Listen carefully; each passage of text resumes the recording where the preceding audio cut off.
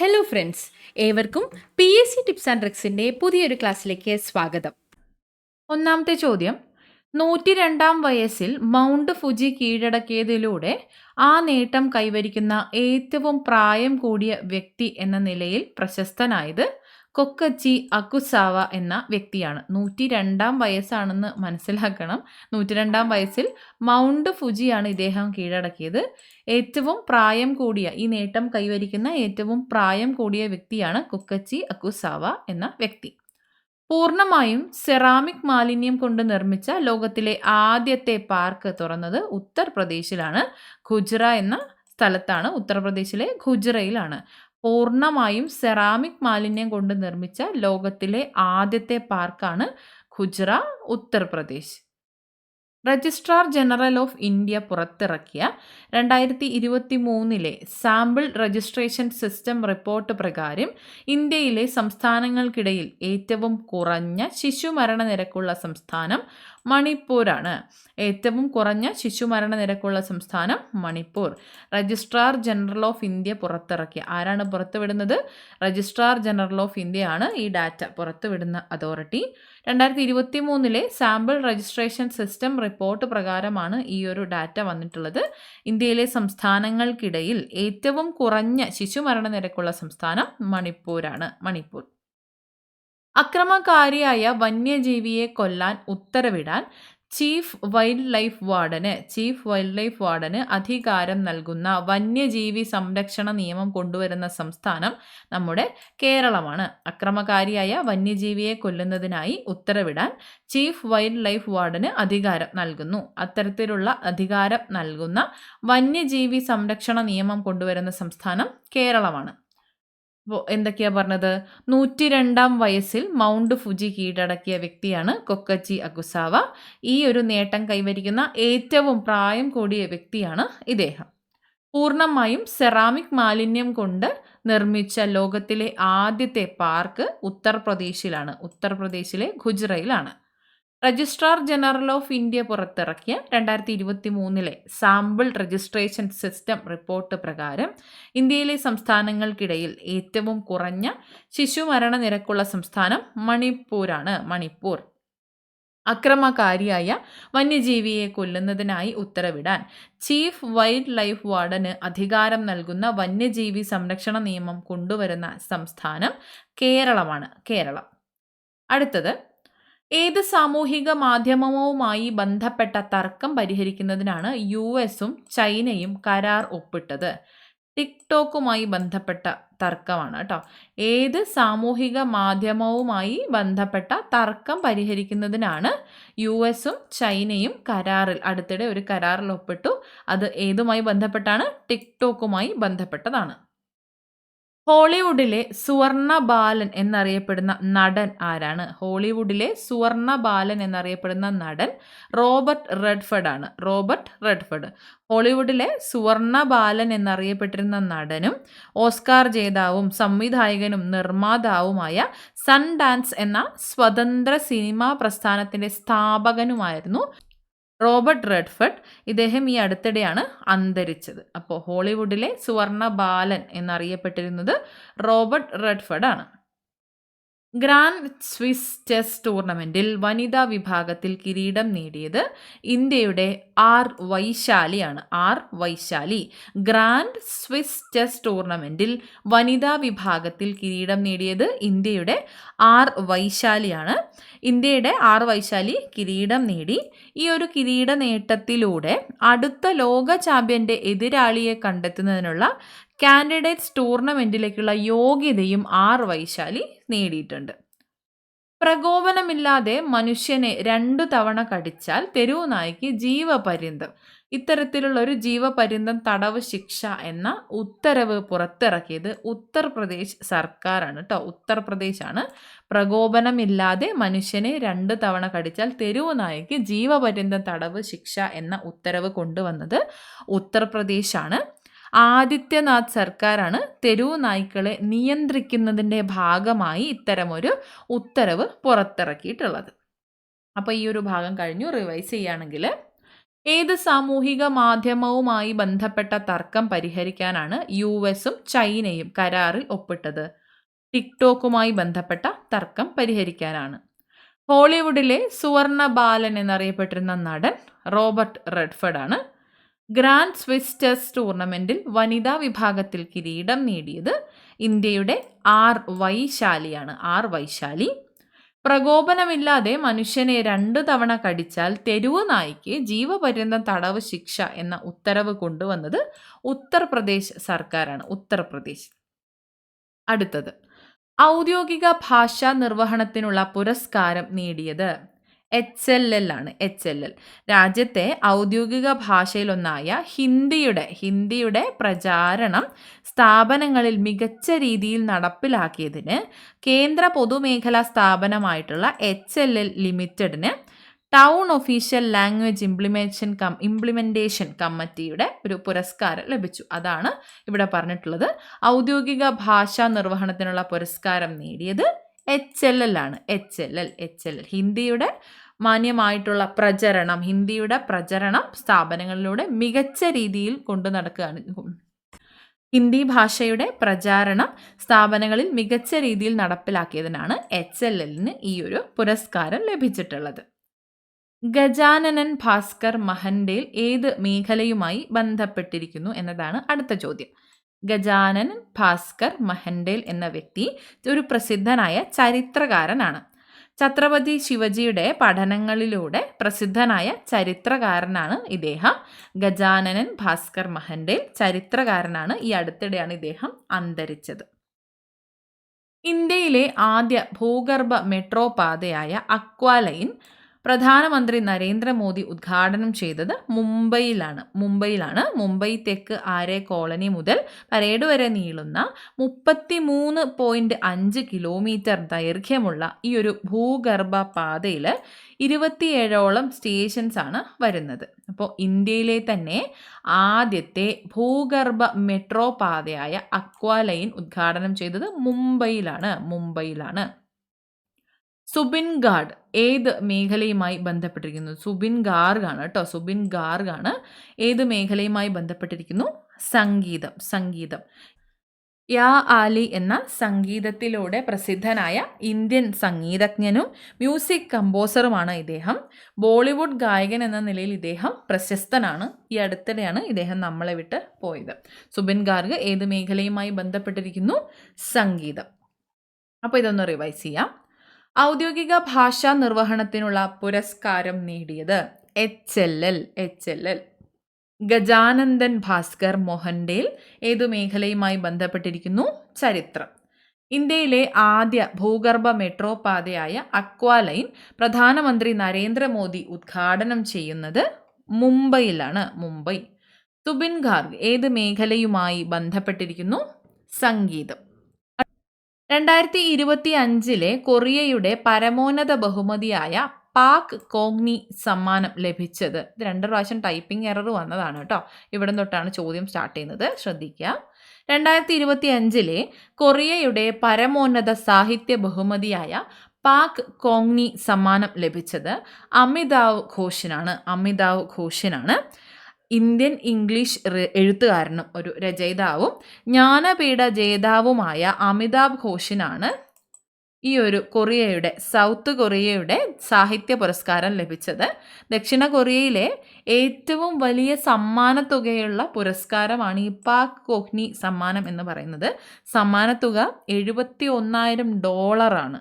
അത് Indian തുകയിലേക്ക് convert ചെയ്യുമ്പോൾ ഏകദേശം 63 ലക്ഷം രൂപയാണ് വരുന്നത്. അപ്പോൾ 2025 കൊറിയയുടെ പരമോന്നത സാഹിത്യ ബഹുമതിയായ പാക് കോങ്നി സമ്മാനം ലഭിച്ചത് അമിതാവ് ഘോഷിനാണ്. 2023 ദാദാ സാഹിബ് പുരസ്കാരം ലഭിച്ചത് മോഹൻലാലിനാണ്. 2023 പുരസ്കാരമാണ് ഈ അടുത്ത് പ്രഖ്യാപിച്ചത്. നമ്മൾ എല്ലാവരും കണ്ടതാണ്. 2023 ദാദാ സാഹിബ് പുരസ്കാരം ലഭിച്ചത് മോഹൻലാലിനാണ്. ഇന്ത്യൻ സിനിമയ്ക്ക് അദ്ദേഹം നൽകിയ സമഗ്ര സംഭാവനയ്ക്കുള്ള ദാദാ സാഹിബ് പുരസ്കാരമാണ് ലഭിച്ചിട്ടുള്ളത്. ഇനി ഇതിൻ്റെതായ കുറച്ച് ആഡ് ഓൺ പോയിന്റ്സ് ആണ് നമുക്ക് പഠിക്കാനുള്ളത്. പുരസ്കാരം നേടുന്ന രണ്ടാമത്തെ മലയാളിയാണ് മോഹൻലാൽ. ദാദാ സാഹിബ് പുരസ്കാരം നേടുന്ന രണ്ടാമത്തെ മലയാളിയാണ് മോഹൻലാൽ. പുരസ്കാരം നേടിയ ആദ്യ മലയാളി അടൂർ ഗോപാലകൃഷ്ണനാണ്. ദാദാ സാഹിബ് പുരസ്കാരം നേടിയ ആദ്യ മലയാളി അടൂർ ഗോപാലകൃഷ്ണനാണ്. ഇനി മോഹൻലാലിനെ കുറിച്ച് 2001 ഇദ്ദേഹത്തിന് പത്മശ്രീ പുരസ്കാരം ലഭിച്ചിട്ടുണ്ട്. 2019 പത്മഭൂഷൺ പുരസ്കാരം ലഭിച്ചിട്ടുണ്ട്. 2009 ആദരസൂചകമായി ഇദ്ദേഹത്തിന് ലഫ്റ്റനന്റ് കേണൽ പദവിയും രാജ്യം നൽകിയിട്ടുണ്ട്. ലഫ്റ്റനന്റ് കേണൽ പദവിയും 2009 ലഭിച്ചു. 2001 പത്മശ്രീ ലഭിച്ചു. 2019 പത്മഭൂഷണും രാജ്യം അദ്ദേഹത്തിന് നൽകി ആദരിച്ചു. മികച്ച നടനുള്ള 2 പുരസ്കാരങ്ങൾ ഉൾപ്പെടെ 5 ദേശീയ പുരസ്കാരവും മോഹൻലാൽ എന്ന മഹാനായ നടൻ സ്വന്തമാക്കിയിട്ടുണ്ട്. അപ്പോൾ 2023 ദാദാ സാഹിബ് പുരസ്കാരം ലഭിച്ചത് മോഹൻലാലിനാണ്. പുരസ്കാരം നേടുന്ന രണ്ടാമത്തെ മലയാളി മോഹൻലാലാണ്. പുരസ്കാരം നേടിയ ആദ്യ മലയാളി അടൂർ ഗോപാലകൃഷ്ണനാണ് എന്നും ഓർത്തിരിക്കുക കേട്ടോ. അപ്പോൾ ഇതൊന്ന് റിവൈസ് ചെയ്യാം. 2025 കൊറിയയുടെ പരമോന്നത സാഹിത്യ ബഹുമതിയായ പാക് കോക്നി സമ്മാനം ലഭിച്ചത് അമിതാവ് ഘോഷിനാണ്. 2023 ദാദാ സാഹേബ് പുരസ്കാരം ലഭിച്ചത് മോഹൻലാലിനാണ്. ഈ പുരസ്കാരം നേടുന്ന രണ്ടാമത്തെ മലയാളിയാണ് മോഹൻലാൽ. പുരസ്കാരം നേടിയ ആദ്യ മലയാളി അടൂർ ഗോപാലകൃഷ്ണൻ. ഇന്ത്യയിലെ ആദ്യത്തെ സ്വകാര്യ മേഖലയിലെ തന്ത്രപരമായ പെട്രോളിയം റിസർവ് നിർമ്മിക്കപ്പെടുന്നത് കർണാടകയിലാണ്. കർണാടകയിലെ പാതൂരിലാണ്. ഇന്ത്യയിലെ ആദ്യത്തെ സ്വകാര്യ മേഖലയിലെ തന്ത്രപരമായ പെട്രോളിയം റിസർവ് നിർമ്മിക്കപ്പെടുന്നത് കർണാടകയിലെ പാതൂരിലാണ്. അടുത്തിടെ ആക്രമണത്തിനെതിരെ സംയുക്ത പ്രതിരോധം ഉറപ്പാക്കാൻ പ്രതിരോധ കരാറിൽ ഒപ്പുവെച്ച രാജ്യങ്ങളാണ് പാകിസ്ഥാനും സൗദി അറേബ്യയും. അടുത്തിടെ ആക്രമണത്തിനെതിരെയുള്ള സംയുക്ത പ്രതിരോധം ഉറപ്പാക്കാൻ പ്രതിരോധ കരാറിൽ ഒപ്പുവെച്ച രാജ്യങ്ങൾ പാകിസ്ഥാനും സൗദി അറേബ്യയുമാണ്. ഉപരാഷ്ട്രപതി CP രാധാകൃഷ്ണന്റെ സെക്രട്ടറിയാണ് അമിത് ഖരെ. അമിത് ഖരെ ഉപരാഷ്ട്രപതി CP രാധാകൃഷ്ണന്റെ സെക്രട്ടറിയാണ് അമിത് ഖരെ. അമിത് ഖരെ. മൊറോക്കോയിലെ ടാറ്റ അഡ്വാൻസ് സിസ്റ്റംസ് പ്ലാന്റ് ഉദ്ഘാടനം ചെയ്തത് ആരാണ്? പ്രതിരോധ മന്ത്രി രാജ്നാഥ് സിംഗ് ആണ്. ഈ ഒരു പ്ലാന്റ് വിദേശത്ത് ഇന്ത്യ നിർമ്മിച്ച ആദ്യത്തെ പ്രതിരോധ നിർമ്മാണ പ്ലാന്റ് ആണ്. ഓക്കെ, അപ്പോൾ ഈ ഒരു ചോദ്യം തിരിച്ചും വരാം. വിദേശത്ത് ഇന്ത്യ നിർമ്മിച്ച ആദ്യത്തെ പ്രതിരോധ നിർമ്മാണ പ്ലാന്റ് എവിടെയാണ് നിലവിൽ വന്നത്? മൊറോക്കോയിലാണ്. മൊറോക്കോയിൽ. അപ്പോൾ അങ്ങനെയും ചോദ്യം വരാം. അപ്പോൾ അത് മനസ്സിലാക്കി പഠിക്കാം. ഓക്കെ, അപ്പോൾ മൊറോക്കോയിലെ ടാറ്റ അഡ്വാൻസ് സിസ്റ്റംസ് പ്ലാന്റ് ഉദ്ഘാടനം ചെയ്തത് പ്രതിരോധ മന്ത്രിയായ രാജ്നാഥ് സിംഗ് ആണ്. വിദേശത്ത് ഇന്ത്യ നിർമ്മിച്ച ആദ്യത്തെ പ്രതിരോധ നിർമ്മാണ പ്ലാന്റ് ആണ് ഇത്. മൊറോക്കോയിലെ ബെറച്ചീഡിലെ പ്ലാന്റ് പ്രതിരോധ മന്ത്രി ഉദ്ഘാടനം ചെയ്തു. രാജ്നാഥ് സിംഗ് ഉദ്ഘാടനം ചെയ്തു. ഓക്കെ, ഈ ഒരു പോർഷനും കഴിഞ്ഞിട്ടുണ്ട്. ഒന്ന് റിവൈസ് ചെയ്യാം. ഇന്ത്യയിലെ തന്നെ ആദ്യത്തെ സ്വകാര്യ മേഖലയിലെ തന്ത്രപരമായ പെട്രോളിയം റിസർവ് നിർമ്മിക്കപ്പെടുന്നത് കർണാടകയിലെ പാതൂരിലാണ്. കർണാടകയിലാണ് പാതൂരിൽ. അടുത്തിടെ ആക്രമണത്തിനെതിരെ സംയുക്ത പ്രതിരോധം ഉറപ്പാക്കുന്നതിനായി പ്രതിരോധ കരാറിൽ ഒപ്പുവെച്ച രാജ്യം പാകിസ്ഥാനും സൗദി അറേബ്യയുമാണ്. ഉപരാഷ്ട്രപതി CP രാധാകൃഷ്ണന്റെ സെക്രട്ടറി അമിത് ഖരെ. അമിത് ഖരെ. മൊറോക്കോയിലെ ടാറ്റ അഡ്വാൻസ് സിസ്റ്റംസ് പ്ലാന്റ് ഉദ്ഘാടനം ചെയ്യുന്നത് പ്രതിരോധ മന്ത്രി രാജ്നാഥ് സിംഗ്. അടുത്തത് അൽഷിമസ് ദിനം സെപ്റ്റംബർ 21. അൽഷിമസ് ദിനം സെപ്റ്റംബർ 21. ഈ വർഷത്തെ പ്രമേയം ask about dementia, ask about Alzheimer's എന്നാണ്. Ask about dementia, ask about Alzheimer's എന്നാണ് 2025 അൽഷിമസ് ദിനത്തിൻ്റെ പ്രമേയം. അൽഷിമസ് ദിനം സെപ്റ്റംബർ 21. സെപ്റ്റംബർ 21 അൽഷിമസ് ദിനം. Ask about dementia, ask about Alzheimer's എന്നതാണ് ഈ വർഷത്തെ പ്രമേയം. ചാർലി ചാപ്ലിൻ ജീവിതവും കലയും എന്ന പുസ്തകം രചിച്ചത് PG സദാനന്ദനാണ്. PG സദാനന്ദൻ. ചാർലി ചാപ്ലിൻ ജീവിതവും കലയും എന്ന പുസ്തകം രചിച്ചത് PG സദാനന്ദൻ. PG സദാനന്ദൻ. ഈ പുസ്തകങ്ങളും രചയിതാക്കളും പ്രധാനപ്പെട്ടൊരു ഭാഗം തന്നെയാണ്. പറ്റുകയാണെങ്കിൽ അത് സെപ്പറേറ്റഡ് ആയിട്ട് തന്നെ എഴുതി വെച്ച് പഠിക്കുക കേട്ടോ. ശ്രീനാരായണ ഗുരു സമാധി ദിനം സെപ്റ്റംബർ 21. നമ്മൾ നേരത്തെ ഒരു സെപ്റ്റംബർ 21 പഠിച്ചു. അൽഷിമസ് ദിനം സെപ്റ്റംബർ 21. ശ്രീനാരായണ ഗുരു സമാധി ദിനം സെപ്റ്റംബർ 21. അന്താരാഷ്ട്ര സമാധാന ദിനവും സെപ്റ്റംബർ 21. ശ്രീനാരായണ ഗുരു സമാധി ദിനം, അൽഷിമസ് ദിനം, അന്താരാഷ്ട്ര സമാധാന ദിനം സെപ്റ്റംബർ 21. ഇനി അന്താരാഷ്ട്ര സമാധാന ദിനത്തിൻ്റെ ഈ വർഷത്തെ പ്രമേയം act now for a peaceful world എന്നതാണ്. Act now for a peaceful world എന്നതാണ് അന്താരാഷ്ട്ര സമാധാന ദിനത്തിൻ്റെ 2025 പ്രമേയം. GSTയുടെ പുതിയ നിരക്ക് പ്രാബല്യത്തിൽ വന്നത് ഏത് ദിവസമാണ്? സെപ്റ്റംബർ 22, 2025 രാജ്യത്തെ ഏറ്റവും വലിയ കാൽവയ്പ് എന്നാണ് ഇത് അറിയപ്പെടുന്നത്. 2025 സെപ്റ്റംബർ 22 GST 2.0 കൊണ്ടുവന്നത്. 413 ഉൽപ്പന്നങ്ങൾക്ക് വിലക്കുറയുകയും രാജ്യത്തെ ഏറ്റവും വലിയ കാൽവയ്പ് എന്നറിയപ്പെടുകയും ചെയ്തത് ഈ ഒരു GST പുതിയ നിരക്ക് പ്രാബല്യത്തിൽ വന്നതിനെ കുറിച്ചാണ്. ഓക്കെ, 2025 പുതിയ GST നിരക്കുകൾ 0%, 5%, 18%, 40% എന്നിങ്ങനെയാണ്.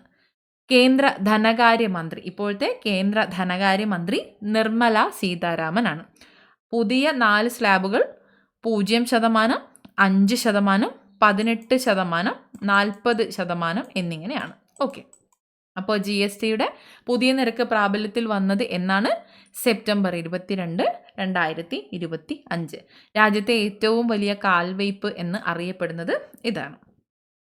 ആദ്യ ബ്രിക്സ് യുവജനോത്സവ വേദി റഷ്യയാണ്. ആദ്യത്തെ ബ്രിക്സിൻ്റെ യുവജനോത്സവ വേദി റഷ്യ. അപ്പോൾ ഇത് റിവൈസ് ചെയ്യാം.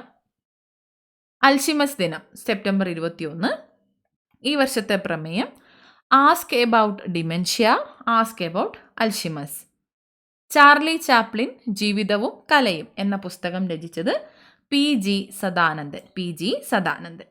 ശ്രീനാരായണ ഗുരു സമാധി ദിനം സെപ്റ്റംബർ 21. അന്താരാഷ്ട്ര സമാധാന ദിനം സെപ്റ്റംബർ 21.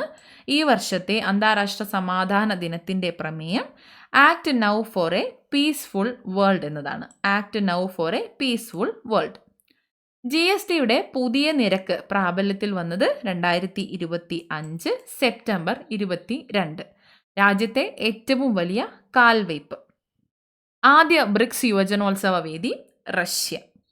അടുത്തത് പാറ്റ്ന ഹൈക്കോടതിയുടെ പുതിയ ചീഫ് ജസ്റ്റിസ് പവൻ കുമാർ ഭീമപ്പ ഭജന്ത്രി. പാറ്റ്ന ഹൈക്കോടതിയുടെ പുതിയ ചീഫ് ജസ്റ്റിസ് പവൻ കുമാർ ഭീമപ്പ ഭജന്ത്രിയാണ്. പവൻ കുമാർ ഭീമപ്പ ഭജന്ത്രി. ഇപ്പോഴത്തെ ബീഹാറിൻ്റെ ഗവർണർ ആരിഫ് മുഹമ്മദ് ഖാൻ ആണ് കേട്ടോ. ബീഹാറിൻ്റെ ഇപ്പോഴത്തെ ഗവർണർ ആരിഫ് മുഹമ്മദ് ഖാൻ.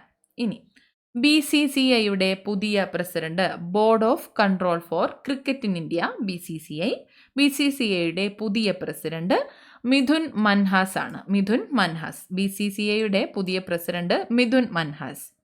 രാജ്യത്തെ ആദ്യ ഡിജിറ്റൽ കുടുംബ കോടതി ശാസ്താംകോട്ടയിലാണ്. രാജ്യത്തെ ആദ്യ ഡിജിറ്റൽ കുടുംബ കോടതി, രാജ്യത്തെ തന്നെ ആദ്യത്തെ ഡിജിറ്റൽ കുടുംബ കോടതി ശാസ്താംകോട്ടയിലാണ്. ശാസ്താംകോട്ട.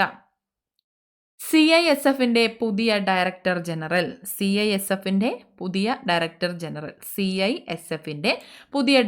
ജനറൽ പ്രവീർ രഞ്ജനാണ്. ഇന്ത്യയിലെ ആദ്യത്തെ ആർച്ചറി പ്രീമിയർ ലീഗിൻ്റെ ബ്രാൻഡ് അംബാസിഡറായി നിയമിതനായത് റാം ചരൺ. ഇന്ത്യയിലെ ആദ്യത്തെ ആർച്ചറി പ്രീമിയർ ലീഗിൻ്റെ ബ്രാൻഡ് അംബാസിഡറായി നിയമിതനായത് റാം ചരണാണ്. തൊഴിലില്ലാത്ത ബിരുദധാരികൾക്ക് പ്രതിമാസം 1000 രൂപ വീതം 2 വർഷത്തേക്ക് സാമ്പത്തിക സഹായം നൽകുന്ന സംസ്ഥാനമാണ് ബീഹാർ. തൊഴിലില്ലാത്ത ബിരുദധാരികൾക്ക് പ്രതിമാസം 1000 രൂപ വരെ 2 വർഷത്തേക്ക് സാമ്പത്തിക സഹായം ബീഹാർ സർക്കാർ നൽകുന്നു. പ്രവാസി മലയാളികൾക്കായി ആരംഭിച്ച ആരോഗ്യ ഇൻഷുറൻസ് പദ്ധതിയാണ് Norka Roots care. Norka care ആരോഗ്യ ഇൻഷുറൻസ് പദ്ധതി. നോർക്ക കെയർ ആരോഗ്യ ഇൻഷുറൻസ് പദ്ധതിയാണ് നോർക്ക കെയർ. പ്രവാസി മലയാളികൾക്കായി ആരംഭിച്ച ആരോഗ്യ ഇൻഷുറൻസ് പദ്ധതിയാണ് നോർക്ക കെയർ ആരോഗ്യ ഇൻഷുറൻസ് പദ്ധതി. അപ്പോൾ ഇതൊന്ന് റിവൈസ് ചെയ്യാം. പാട്ന ഹൈക്കോടതി പുതിയ ചീഫ് ജസ്റ്റിസ്, പാട്ന ഹൈക്കോടതിയുടെ പുതിയ ചീഫ് ജസ്റ്റിസ് ആണ് Pavankumar Bheemappa Bhajantri. Board of control for cricket in India BCCIയുടെ പുതിയ പ്രസിഡന്റ് മിഥുൻ മൻഹാസ്. രാജ്യത്തെ ആദ്യ ഡിജിറ്റൽ കുടുംബ കോടതി ശാസ്താംകോട്ടയാണ്. രാജ്യത്തെ ആദ്യത്തെ ഡിജിറ്റൽ കുടുംബ കോടതി ശാസ്താംകോട്ടയിലാണ്. CISFന്റെ പുതിയ ഡയറക്ടർ ജനറൽ പ്രവീർ രഞ്ജൻ. ഇന്ത്യയിലെ ആദ്യത്തെ ആർച്ചറി പ്രീമിയർ ലീഗിന്റെ ബ്രാൻഡ് അംബാസിഡറായി നിയമിതനായത് റാം ചരൺ. തൊഴിലില്ലാത്ത ബിരുദധാരികൾക്ക് പ്രതിമാസം 1000 രൂപ വീതം 2 വർഷത്തേക്ക് സാമ്പത്തിക സഹായം നൽകുന്ന സംസ്ഥാനം ബീഹാർ.